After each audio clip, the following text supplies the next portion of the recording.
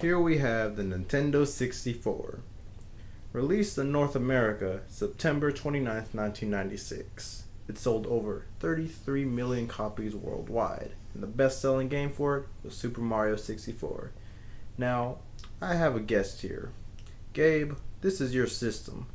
Why don't you do this? Thanks, Mario.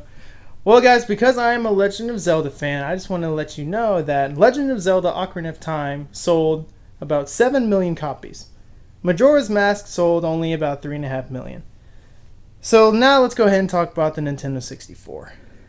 First off, the main thing you see is controller imports, which Nintendo 64 has 4 of them. The first console to have 4 of them in it. And you have your basic power switch to turn on and off, and your basic reset button.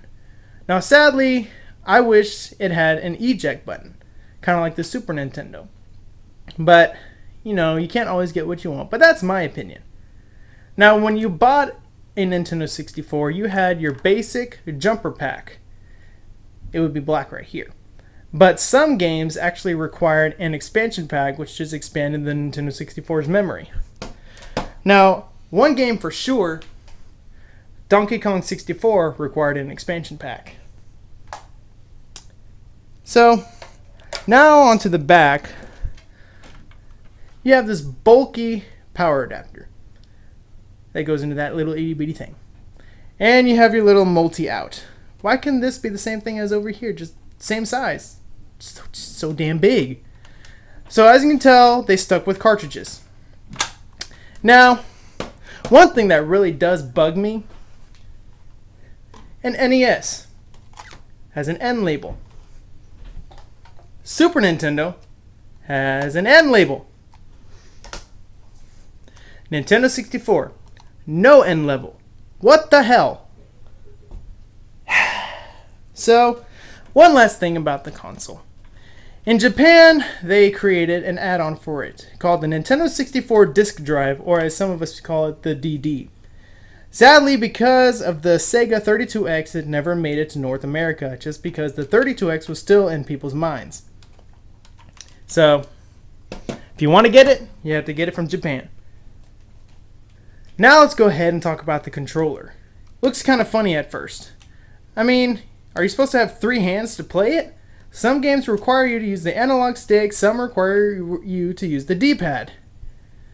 I mean, because this is the first console I was introduced to, I got pretty comfortable with it really quick. Now some of the cool add-ons for this controller is the Rumble Pack. Some games like to include your controller to vibrate. So this is what it does. It just made your controller vibrate. Now because some game cartridges could not hold as much memory, they had a little memory pack right here that goes into a Rumble Pack or just into your controller if you don't want your controller to vibrate. So in some racing games, you could race against your Ghost. And some games actually required a memory card to save the data. Now, if you guys want to be able to play your Japanese imported games, in your cartridge reader, you have these little rectangle things in the corners of it. Some people I have seen on YouTube will take a filer and will file those down to where they can play their Japanese games. The reason they do that is because of the back of the cartridges. The corners are a whole lot different. So if you have an American Nintendo 64 console like I do, it will not fit. You can't put it in all the way. So instead of me filing those down, I have a Wonder adapter. Or Adapter Wonder, whatever. So all you have to do is just put it in. You have your Japanese game, and you just put it on top, and there you go. It also keeps your cartridge reader clean. No dust will enter it. and you can play both your Japanese and American consoles. Sorry, your games. Well, I believe that covers everything you need to know about the Nintendo 64.